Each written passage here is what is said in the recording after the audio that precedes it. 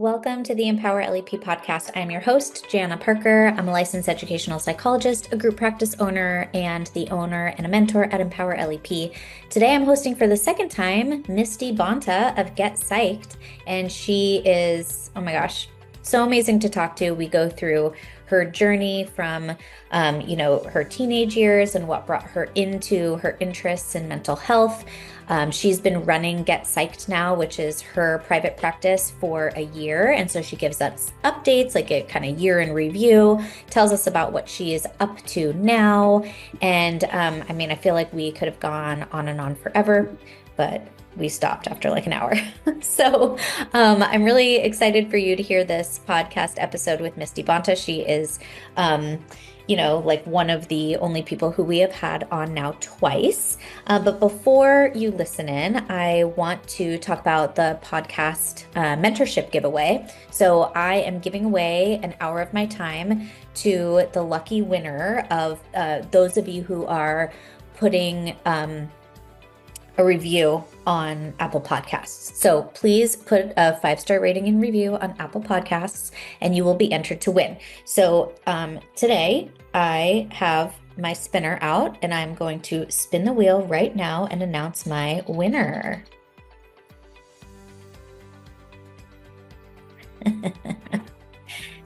Okay, so it's Dr. Ray Christner, which I'm like, I'm gonna use him for mentorship.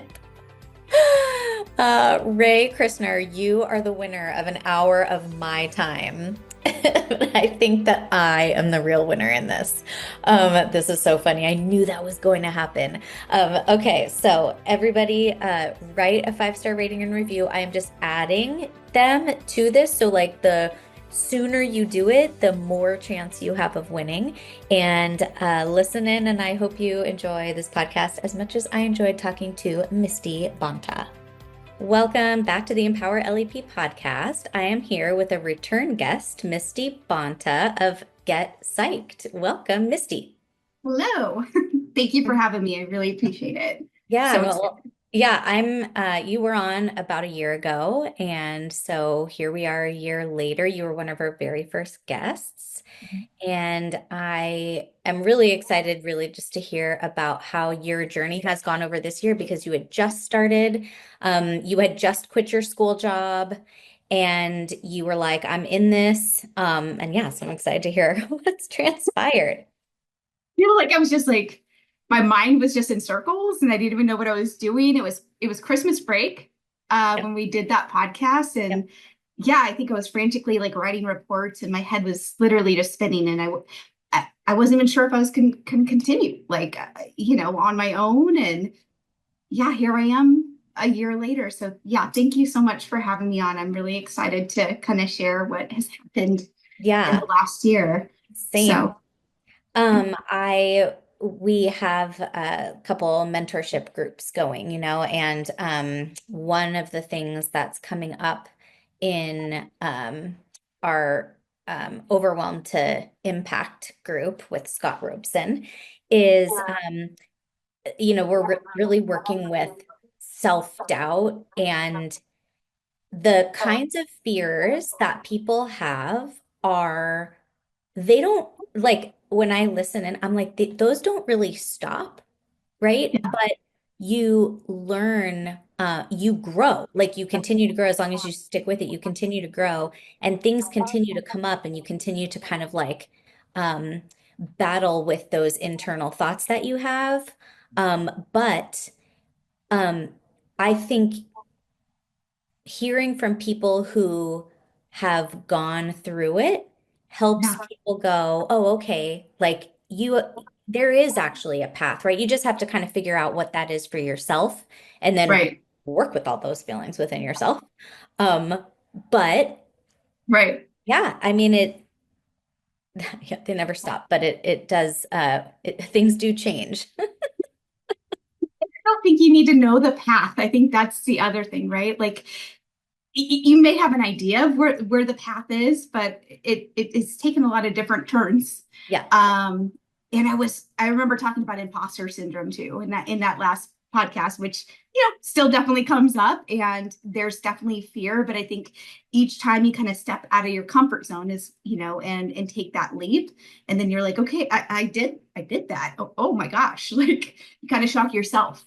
At least that's what I've experienced. And, you go, okay, maybe I can do the next thing. Maybe I can do the next thing. And then these opportunities come up that you didn't even think about, right? That you didn't plan for. So that's okay too. You don't have to have everything figured out to take the step into the business, and have everything planned out, because some of the things that have come up weren't things I even had thought about at all, which is really cool and exciting. I think one door kind of maybe leads to the next, and those kind of things as well, which is what I was reflecting and kind of preparing for the podcast. Is what, wow, I kind of thought I had this figured out, and I definitely didn't. But that's also okay, because it's been different opportunities that have come up, as well along this journey.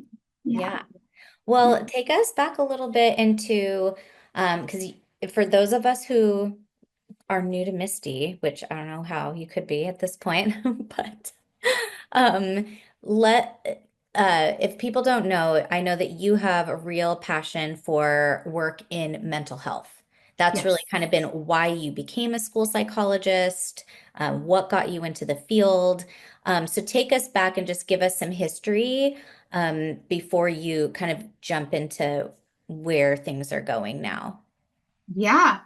I mean, I think all of us kind of came into school psychology in some funny way, right? Like, we didn't plan that either, right? To kind of talking about opportunity. But I've shared kind of a little bit of my story with you, Jana, but I, went into high school and struggled myself, right? Like, immediately struggled, got myself into trouble, got in continuation school after being in high school for a month. Oh, so, yeah. I remember having a meeting, not an IEP meeting, but I remember like a meeting with parents and teachers, and them saying, Misty, you'd probably be better off, to my parents, Misty would probably be better off with this other type of school. after 1 month. After 1 month, Wow. I was, just hanging out with the wrong crowd, doing the wrong things. I had pretty traumatic experiences already in my life and my family, and a lot of things that really led me to that point, right? But that felt, it's not really like an IEP, but I also feel like the school right away had given up on me, right? Like a month in, and the school that they ended up putting me at was with kids that all also had a lot of issues and drugs and gangs and all the things, right? Which definitely did not help my situation. Right. So I feel that probably started a lot of, I ended up not doing well in high school. And I'll just say by my 12th grade year, I should have had about 180 credits to graduate high school. I had about 10. So not doing very well. Had, not messed around and gotten in a lot of trouble, and depressed. I'd tried to kill myself on multiple occasions. I'd been hospitalized myself, had, been in juvenile hall myself, had a friend get murdered. I had a lot of trauma. A lot. Yeah. So I remember school counselors and like my encounters with school counselors. I don't remember like a school psychologist per se, but perhaps, right? And I remember some that were good, right? Some that were helpful and some that weren't. And I remember thinking later on, right, going through college, and once I kind of got my life on the right track, I want to be that person. I want to be the person that, even when I was struggling, and the adult that was supportive probably had no idea that the words that they said meant something to me, because I was bratty and defiant and Probably they thought I wasn't listening, right? Because I was struggling. Right. I was. I was later when I got my life back on the right track. Their words meant something to me, Mhm. right? And the way they made me feel, probably more than their words, meant something to me, Yeah. because I could tell that they cared. They were genuine, right? And yeah, I knew that that was such important work in schools. Whatever role that was, I didn't understand, right? School counselor, school social worker, school psychologist. Um, yeah, and it's kind of full circle, like going back to that. And again, mine wasn't special education per se, but I also did feel isolated and labeled and put away to a different place immediately, right? As the bad kid and labeled that way, which really sent a signal to me to not try harder, to actually reinforce that, right? Yeah. Like if you think I'm going to be that way, I'm going to be that way, Right. right? And I'm pretty sure if I was tested, maybe I would have been labeled. It was just the 80s and 90s. It was a little bit different then. Because I was depressed, I was anxious, and that did impact me accessing my education at that Yeah. point, right? So, Yeah. um, yeah, and I would have been open, to be honest, for counseling, for support. They just didn't really have that kind of support at that time. Um, so yeah, all that to say, it's interesting. Then I went to school for psychology and those kind of things, and then I remember thinking, as much as that's been helpful, also it's been like I feel inferior, right? So kind of going back to this like imposter syndrome, we all have reasons that we have insecurities, but it's also felt like, oh, you know, people will know that story, or that people will know like that I went through that. And people have no idea, but it Right. almost feels like people will know that story, and it still plays a role in my life. And I say that and I share that just because thinking about the kids that we work with, right? Like how much I can't imagine how much that plays a role in their life, and feeling labeled and feeling like, overcoming that. Yeah. And, the need to really highlight changing that narrative for them through mental health and through counseling and giving them that support, right? So Mhm. I know we kind of shared why I like gravitated towards mental health last time, but it started really there. It started really there. Yeah. Well, thank you for sharing that. And it it's so powerful, and it really makes me think about how the impact that we can have in schools is as professionals is so powerful, and the experience that we get in schools is also really powerful. So whether you stay and continue the good work in schools, or you do something outside of schools, I think the experience that we have as school psychologists um, is really unique. We have such a perspective, which I think makes us very special, Yeah, for sure. in schools and also outside of schools, right? So now, like you're using, you don't work for a school district anymore, but I know, and you're about to tell us how you continue to use what you have brought with you from your past, as well as what just how you've transformed your professional career to continue to support, the kids, families, and other professionals too. So, Yeah. yeah. Yeah. Yeah, I mean, as I kind of shared last time, then going into school psychology, it's always been, of course, assessments and all of that, typical work, but I just always gravitated towards the social emotional piece, Hmm. mental health piece. Um, and yeah, starting school, Get Psyched in July of 2023, and last year doing the podcast. So I do assessments, I do IEEs, and do contracts and those kind of things. But I also do counseling and have that piece of the business, and then do a lot of workshops around counseling and mental health and that kind of support.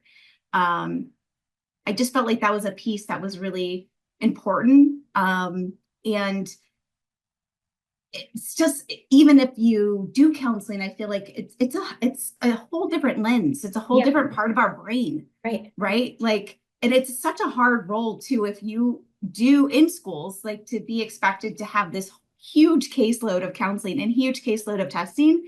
You're that switch in our brain is really, really hard. Even if you're good at both, like Yeah. it's really, really hard. I really feel pretty strongly we should have like the role of counseling as school psychologists, like you specialize in that and you specialize in assessment or those kind of things, right? Because it is so different, Yeah. right? Yeah, I mean, Um, I think I don't know if I shared this on the podcast the last time, but I got out of school psychology just as school psychologists were starting to be also doing counseling.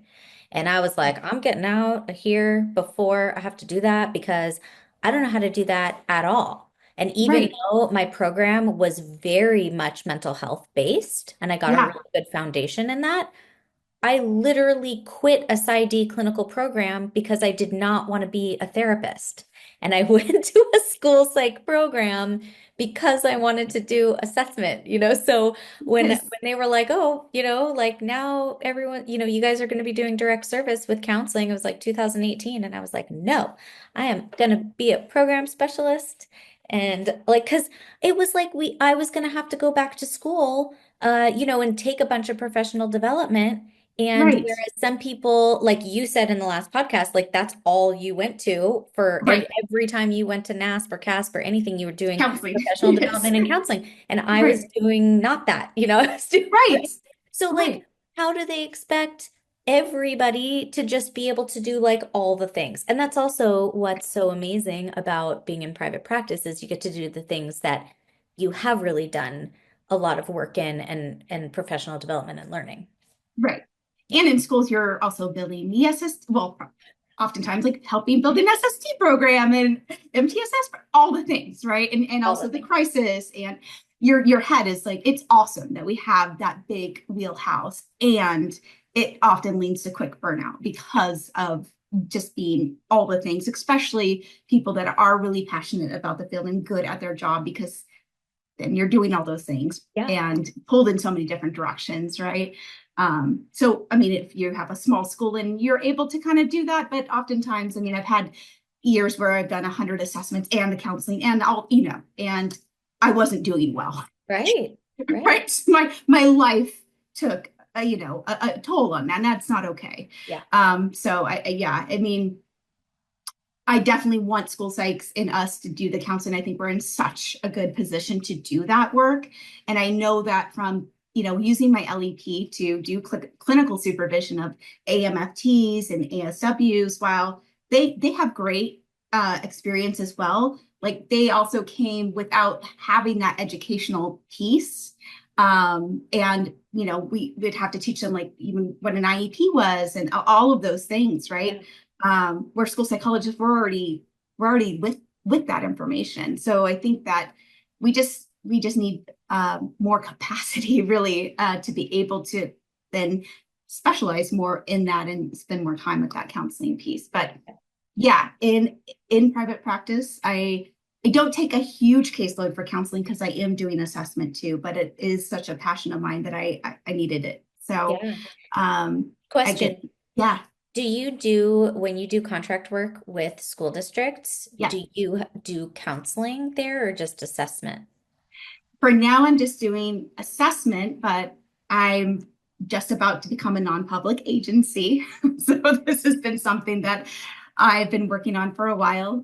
This CDE doesn't make it easy as far as the application process, but also it was something I just kept procrastinating and procrastinating. And yeah, it was something that actually, when I started the company, Get Psyched, my initial thought was to build a company that would contract with districts, specifically like smaller charter districts, Yeah. and provide a whole mental health program. So from like an MTSS type of like mental health services, parent workshops, teacher support, in addition to group counseling and individual counseling, like a whole program, because I had created a program. I have like, something that I could provide them. But you have to become a non-public agency to do that, right? Right. So Can that, you yeah, just stop, pause here because yes. tell our audience what is a non-public agency and why do you have to be a non-public agency in order to do this service? Because I think that'll be interesting.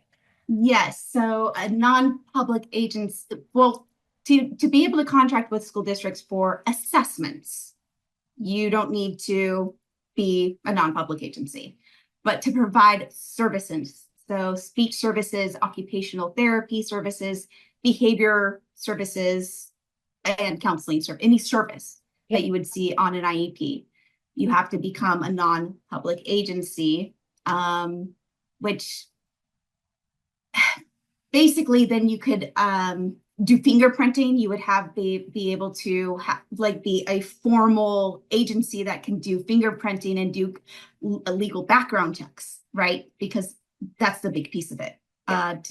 To be a formal agency that can do that background check and be approved through the CDE to do that custodial of records background check, Yeah. and to be at a certain point that you have to be updated by the CDE annually, that you're at a certain level of making sure that you're being monitored with your services, you're monitoring goals properly, these kind of things, right? That it shows a certain level of quality that your agency is providing school districts. So that's Right. a non-public agency, right? Thank you. And then districts then know, and SELPAs then know, okay, they're at a certain caliber, right? Yeah, like they're vetted. They're vetted. Yeah. Yeah, they're vetted. And we can trust that they will provide a certain level of service to Yeah. our district, to our SELPA. Right. Yeah. Right. Yeah. Thank you. Thank you. You're welcome. So this was kind of like this was an idea of what you ultimately wanted to provide for Get Psyched, and how did you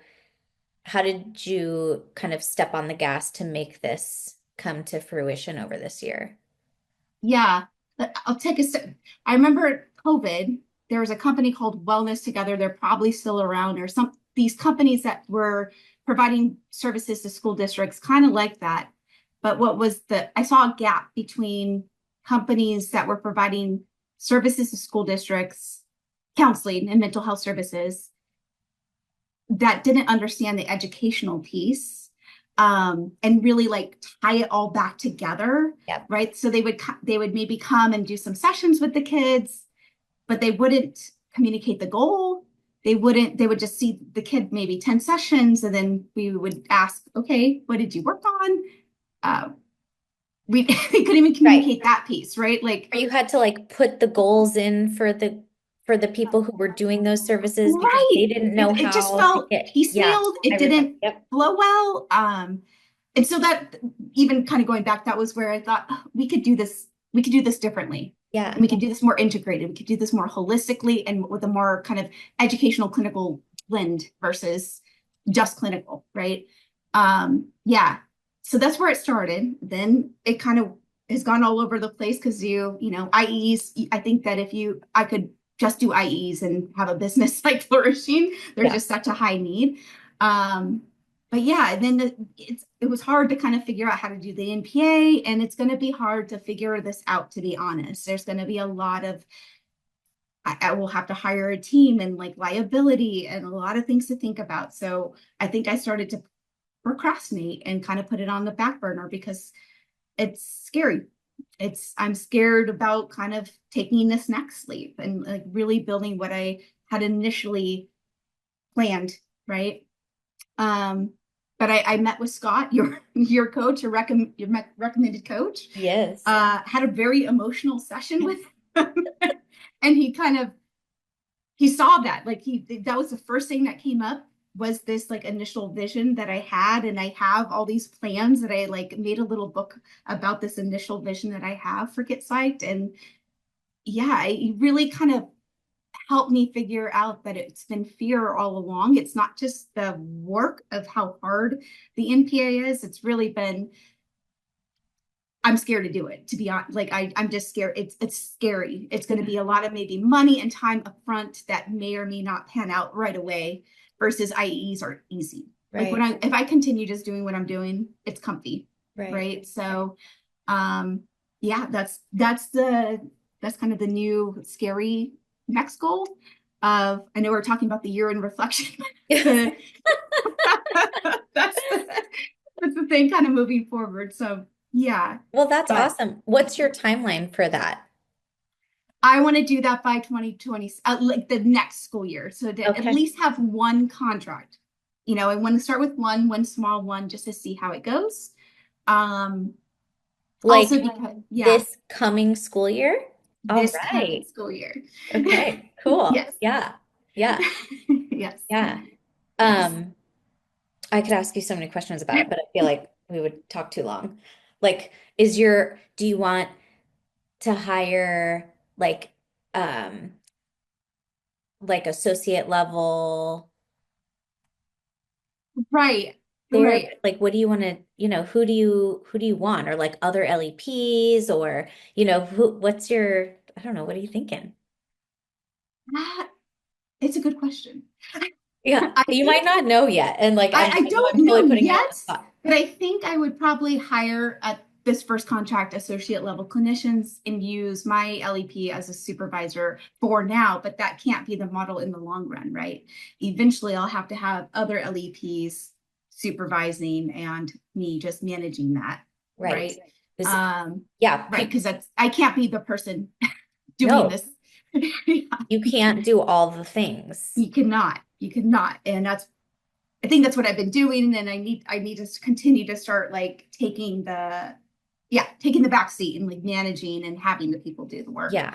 for me versus being the person that's doing the work. But I think this first one I would want to know the kinks and be in the work so that I Yeah. could write and Right. write the policies and procedures and handbooks and all the things Yep. first firsthand, Yep. and then be able to do that next step. So that's Yeah. that's the plan. Yeah. And yeah, use associate level clinicians with LEPs as supervisors Yeah. would be the model. Yep. That's so awesome. Yep. Because, yeah, I mean, we can do like, I would not do it because that is not my specialty. However, we can be supervisors for associate level people doing work in schools, Right. which Right. is so cool. And that just, oh, it sounds so cool. Yeah. And maybe, like when I worked with the school, I had myself as one of the supervisors and a licensed clinical social worker as the other supervisor, which was really cool to have two different lists, right? Yeah. So to have some partnership too, maybe some cross, licensed folks too, like an LMFT and LEP, Yeah. eventually, so that you have some of that. It's important to kind of have different perspectives in the clinical work too. So, bigger picture. I already have a licensed clinical social worker that works with me. I think I mentioned last time that does the trainings with me, Frances. So she would help as well. So Yeah. she's on board with this already. Yeah. So. Awesome. Mhm. Well, cool. So take us a little bit through your year in review. Yes. Let's talk about like where Get Psyched started a year ago and the kinds of like growing pains you've had and like wins and things, and kind of where you find yourself now. Yeah, I think we were on Christmas break. I had only done maybe two IEEs at that point. And I had one contract at that point with one school district. I think now I've done like 20 IEEs. Um, and I've definitely learned a lot through those. What things I've liked, what things I haven't liked. Give I us don't know some if I mentioned. detail. Yeah. Yeah. I think one win or one positive that I've learned. I wasn't sure if I'd like them, right? I wasn't sure if I'd enjoy these massive like IEs, the pressure from them. And again, most of my referrals come from attorneys, so that a lot of them are kind of already going through due process or these things. Um, I as much as there are a lot of work, and I wish I got a little bit more money for them, to be honest, we're a little bit low paid in San Diego County for them. Um, I feel I feel honored to have the time to do an assessment that I've always wanted to do in a school that I never got to because you had so many on your plate. Yeah. So I feel, I don't know how to explain it, like appreciative Uh-huh. that worked this long, 17 years in school, and now I get this opportunity to do an assessment that I never got to do because, I just didn't get the time or in the time to talk to the parent that I didn't get to do. And realizing just how much the parent needs just the basic information. Basic. Yeah. Really, they don't have just the basic information, I think. And I've realized now in reflection, like in meetings that we were completely talking over their head. Right. Like, and they were just nodding their head, having no idea what was being said because they didn't have the basic 101 information. Yep. And I feel appreciative, like knowing that and being able to, even if I don't take the IEE, sometimes conversations with parents, I'm helping them in that 20-minute consult. In referring them on to someone else, I feel appreciative to have those opportunities. So I think those are the wins. Yeah. I also have learned in conversation with parents, sometimes if you get a call and you already feel like they may have an agenda, a pretty strong agenda, you don't have to take every single one. Right. If it feels like it's not going to be something that aligns with your values. Right. Or those kind of things, right? This is your business and this is your value system as well. Like this is not you in a school having to take every single assessment. And I don't do FBAs. It's not my thing. Right. And certain cases or just those kind of things I've gotten certain feelings around. And I just will refer them on or say, I'm kind of booked right now or those kind of things. Yeah. Usually I help them refer on. Yeah. We've created a community list of LEPs and I'll help the parent, find someone else or give them, different, I'm always going to help them. Like, I feel like an obligation, right, to help the family. And I enjoy helping families regardless if it's going to be me doing the assessment at the end of the day. Right. So that's something I've learned as well. The other thing I've learned is, we're never going to know everything, right? That's not what our expectation. So I've definitely brought in other people to help me with assessments when it's not my wheelhouse. Not all of them are going to be, but I can have other people help assist parts of it with me and collaborate, right? And that's been a lovely thing to help. So we've had kids, more that need more substantial supports and those kind of things. And I've been kind of torn with maybe what to do, what type of assessments to do, what type of recommendations to make, and having more than one set of eyes on a case. I can do that, right? Maybe just have them kind of contract out for one observation or have them kind of co-test with me has been incredible, really incredible. I have like a BCBA that's a school psych. And so having her lens and some of the, I'll be doing some of the testing and she'll be in the room kind of doing some qualitative observations, just like what level of prompting or how does that child learn best? And doing more kind of a dynamic assessment approach has been incredible. Yeah. So trying to get creative instead of going, oh, that's, we don't do that. We don't do that.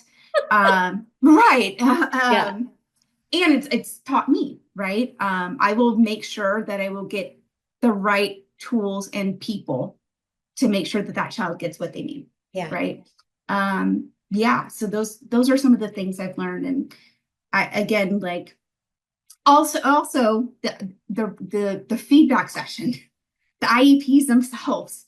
I feel like my first one, I was just so nervous and you have these long I don't know how long your reports are, but they can be very long, right? Because you have so much records and, then there's might be 3 or 4 people, the speech IE and OT IE and what's the point, right? Of the share out, right? Do you really need, and it took me a minute to kind of get used to that, cause it's not the school psych share out, a typical IEP. And sometimes I don't know. I mean, it's not that they don't like you. Maybe there's some awkwardness sometimes. Yeah. Right. So I think I've tried to build as much as I can a collaborative relationship from the very beginning, whether that's through the time you're going and doing the observations, the interviews, as much as you can. Sometimes, it is what it is.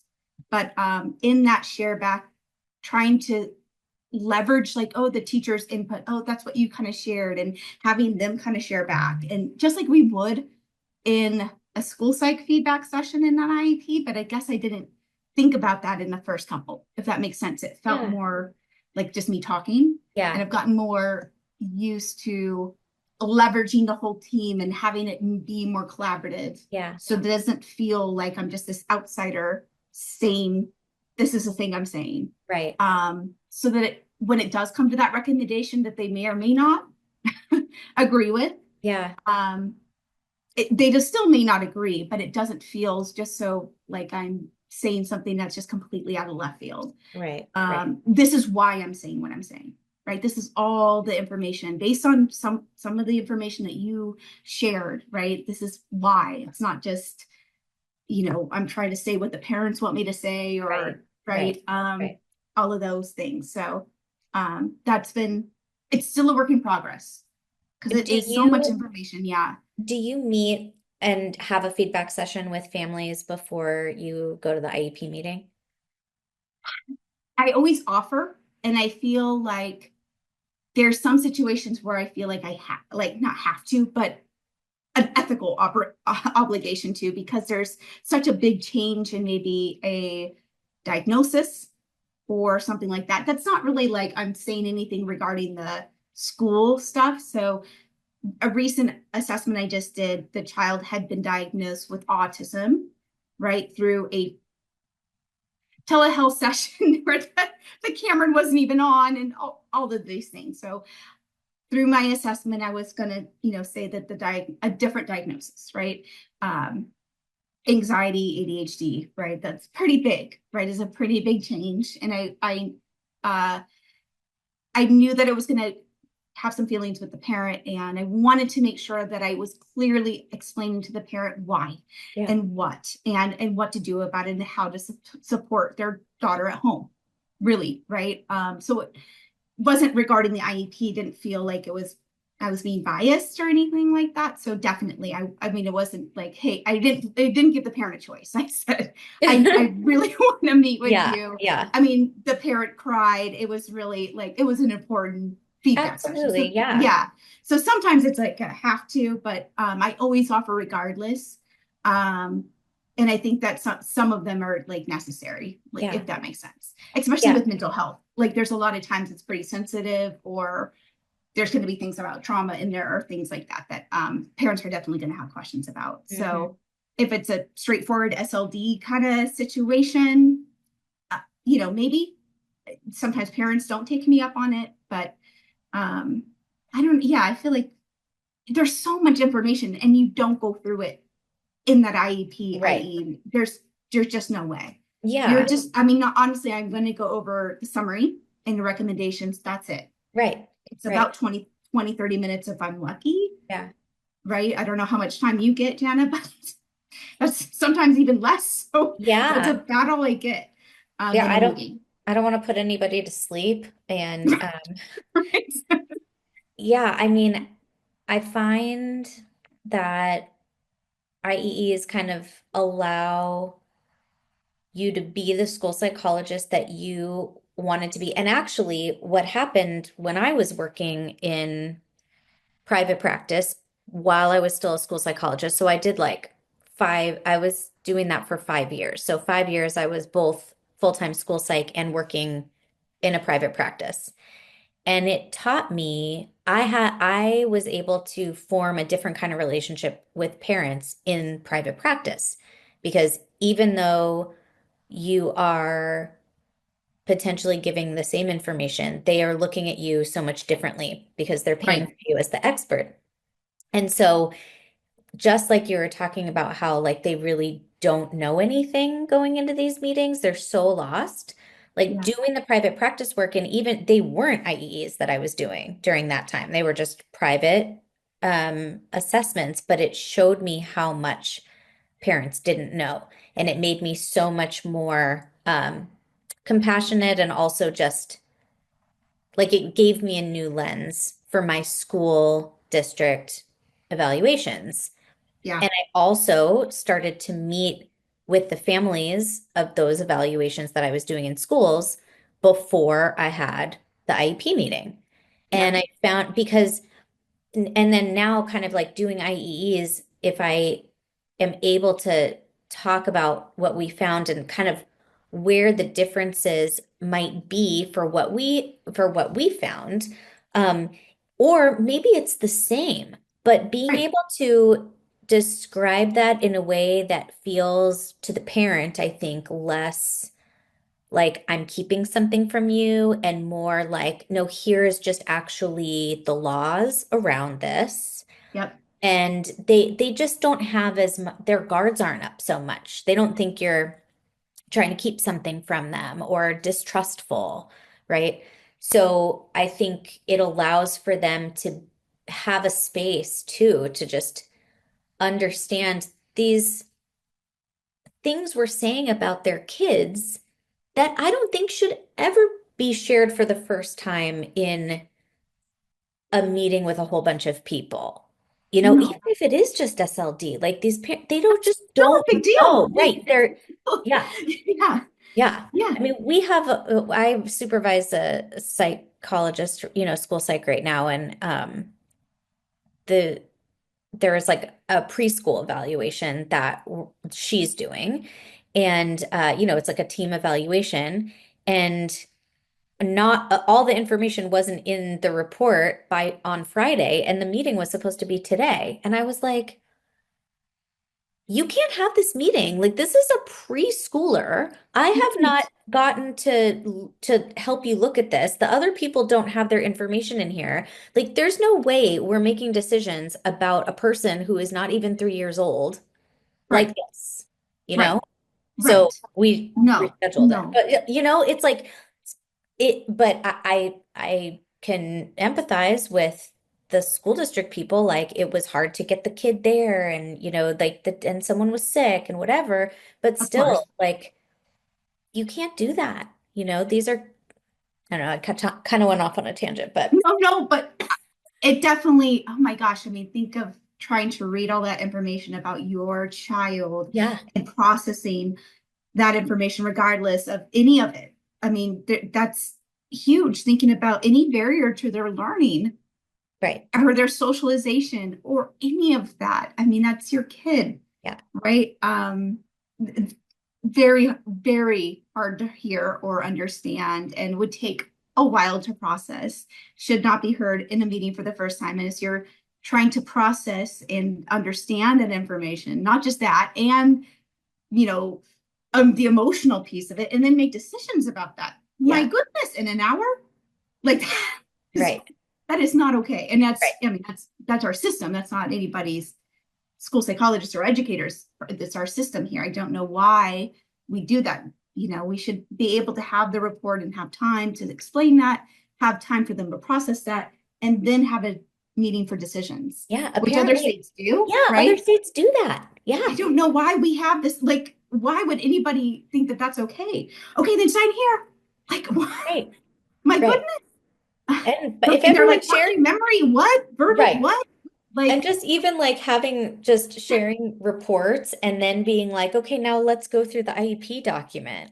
It's like, what? Like, how much can people process? No. I don't know. To your point, they still have the contracts with some school districts. So one of the contracts I do help with, just typical testing to high school. And it's definitely changed. I always tried to meet with parents beforehand, and now it's just even more, right? Yeah. Yeah. Yeah, it's just, it definitely has changed my lens of, that communication piece. Yeah. And You probably feel yeah, more comfortable too. right. For Yeah. sure. For sure. For Yeah. sure. More Um, confident. or confident. Yeah. Yep. So yeah, a lot of IEEs, a lot of referrals from lawyers and advocates and school districts. That changed too. So at the beginning, I feel like, when I first started the business, that's what I kind of did was email advocates and attorneys and emailed all the SELPAs and the districts. And that's kind of how, you start to kind of get your name out there. But I heard most from like lawyers and advocates. And now it's actually school districts and those kind of things reaching out now too, Yeah. which is great. Yeah. And for like trainings and that kind of stuff, it's changing, right? Yeah. Like that's been nice. That's a big change. So that's really been nice. And going to CASP and like presenting at CASP, that helped. So districts after that, I'm like, oh, we heard that you presented. So just got an email today from like LA SELPA that, oh, do you know, want to come and present? That's been really cool. Nice. Yeah. Yeah. So Very that's, cool. oh, uh, yeah, not huge, but I mean, those opportunities are awesome. I was so nervous to go do that. But I mean, um, again, I feel like anytime we can share resources and share knowledge, and it's important, right? Especially about counseling and mental health, just because I feel like there's not a whole bunch of workshops always on counseling specifically. Yeah. So that's why I wanted to make sure to do that. Yeah. Sorry, I'm kind of jumping topics. It was just reminding me of kind of what's been in the year in review. Also, I worked to become a NASPA approved provider. So that was kind of a cool thing, so that we can provide like CPDs to people for our trainings. That was nice. Yeah, I was telling you, I did a training to lawyers. That was really cool. Which was just interesting to see what questions they would have. Yeah. Like what it was on mental health assessment. So they sent in questions before it was to a group of San Diego based attorneys. And so they sent in questions they had on ERMS assessments. And then I did a presentation to the attorneys. So it was interesting, and yeah, like answer their questions and see what questions they had. Yeah. So that's been something that was like, again, I would have never thought that opportunity would arise. Like you can't plan for everything. Right. Had no idea these kind of things would even happen. Yeah. Yeah. I think it's like, once you start meeting people and networking and people see your work, you start getting yourself out there. Yeah, opportunities arise. Yeah. That's so cool, Misty. Thank you. Yeah. And so you're still doing workshops and trainings for other school psychologists and LEPs. Yes. Yes. Yes. Talk a little bit about that in case people don't know. Oh yeah. So we do some on Eventbrite. We do, I think every couple months we've been doing things on mental health. So the last one we did was, well, we did one on Friday with special education attorneys actually did a presentation for us. So because I had done a presentation to attorneys, I asked them if maybe they'd be interested in doing a presentation for us, having special education attorneys talk about what are those things we should avoid doing as school psychologists so we don't have to see them. Right. Right. Right. And what are the hot cases, and what are why do parents seek IEEs, and what is that, process like? And, they did a 2-hour presentation that was fantastic. Really, really interesting. We had about 500 attendees. We had 1,000 people sign up, but 500 people came, and we're definitely planning to do that again. I felt like I learned so much. Yeah. I know we got a lot of asks to do, like, focus mainly on maybe next time manifestation determinations, because that's definitely a hot topic and a really complicated topic. Yeah. So maybe we'll do something like that. But that was the last one. But typically our workshops are on mental health. So in December, we did one on counseling skills and strategies, and lots of resources and just practical tools that you can add to your toolkit. Yep. One before that was on psychosis and how to screen for that and how to support kids with that. We did one on like suicide and assessment and support. Next one will be on anxiety. We're going to do one on ADHD and autism and emotional disability. So every couple months, right? That's through Eventbrite. And again, we're NASPA approved providers, so you get your CPDs. And then we also have a co-sponsorship through CAS. So you can get, if you're California based, get your PBS CEUs as well. Yeah. And that's through Eventbrite. So, and then the other thing that's new this year that we worked really hard to figure out was how to record our workshops and then put them on our website so that people can look at the recordings later and download them. So that's on our website. now, Yeah. and people can then watch the recording and still get their or their continuing professional development units. So Yep. that's really cool. That Awesome. took a lot of work on just figuring out like the technology of that. Yeah. Yeah, that's been our workshops. And then, like I said, districts kind of reaching out outside of that was, actually going in person and doing workshops for like school districts, which is fun. I like Yeah. doing as much as they're fun online, it's really fun in person. Mm-hmm. So you can actually interact and, get to know the school psychology team and tailor your training a little bit more to like their needs and what's going on with their team. Yeah. So that's been Yeah. really fun too. Yeah. There's nothing like being in person, I wasn't sure, and I was like, oh, this is so much, because you could actually get, so much more feedback. And what was the last one we did on like just interpreting the BASC and like, your social emotional assessments write up. Oh my gosh, it was so great. And really digging into how to write that up in a strength-based way. And in person was just great, right? Because we actually could do that in real time. And I really like that. I mean, as Yeah. much as it makes me nervous to kind of do public speaking, um, I love learning with others, right? And being in that collaborative space. So Yeah. it was And great. then you also do individual sessions if needed. I hired you. Yeah. I had, Okay. we had a tough case and one that I was like, yeah, I don't know that I'm the best person to consult with you on this case, for one of my clinicians. And I was like, but you know what? I know who does, So yeah, you were so helpful in that. And so I think it's important that people know, like, you don't have to know how to do everything, right? And you might get a case that stumps you, right? And we don't have a school psych team that we can go ask questions to when we're in private practice. And so you have to find people to reach out to, and whether they are like, like I have a couple close colleagues who, I know I could ask any question to and they would answer like free of charge. But if you're taking people's time, like I think always offer to pay for it. And sometimes people will be like, oh no, I'll just talk to you for a couple minutes. And other times you're like, yeah, this is part of my business. You're taking an hour of my time. That hour Right. is critical, right? Like Yeah. it, so I absolutely happy to pay people for their time.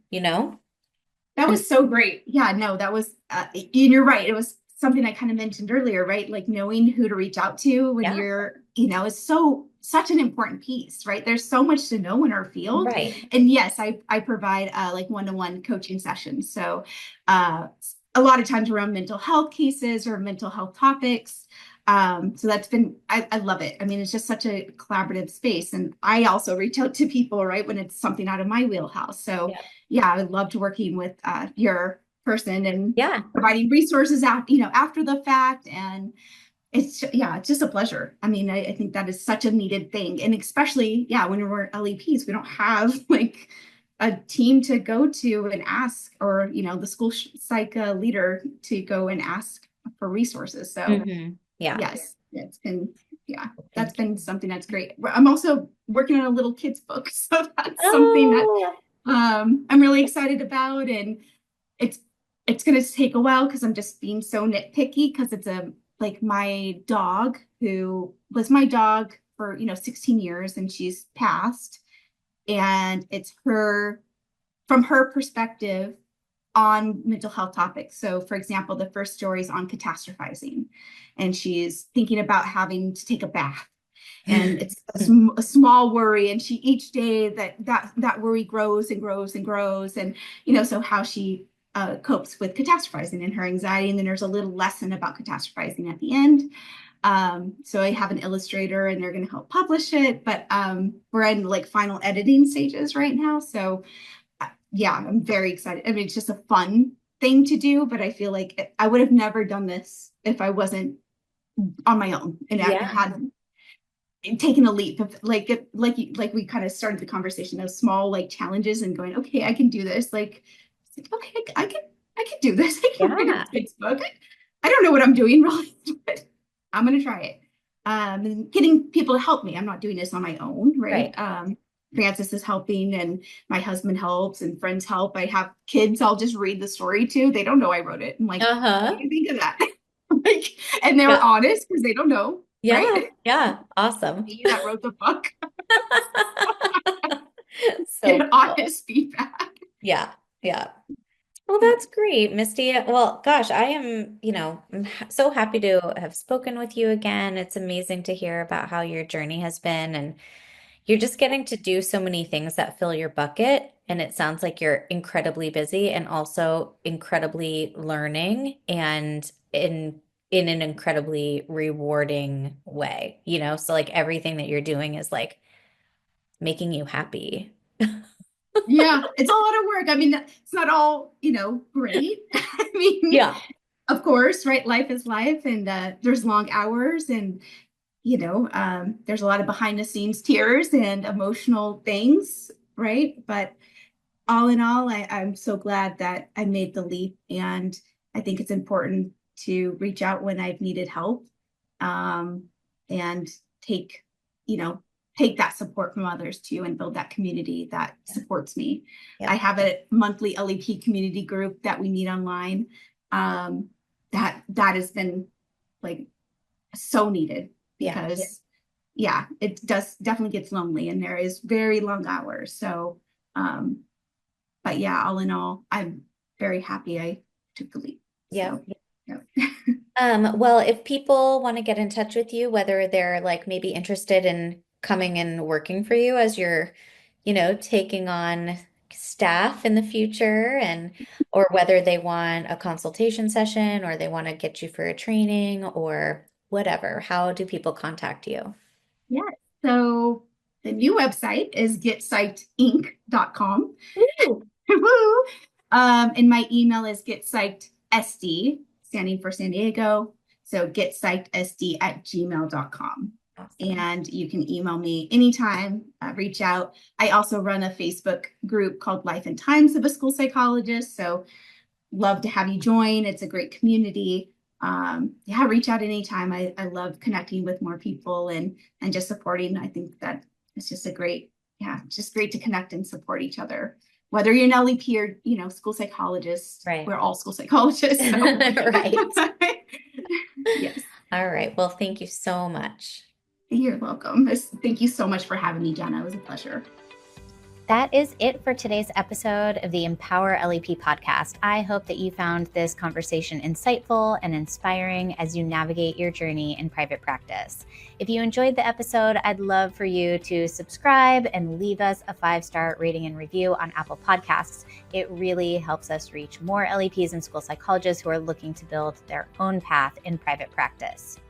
For more resources and community, you can connect with me at empowerlep.com, on Instagram at Empower LEP, on Facebook in the Empower LEP Facebook group, or by email at jana@empowerlep.com. And just a quick reminder, the information shared on this podcast is for educational purposes only and should not be considered legal, business, or clinical advice.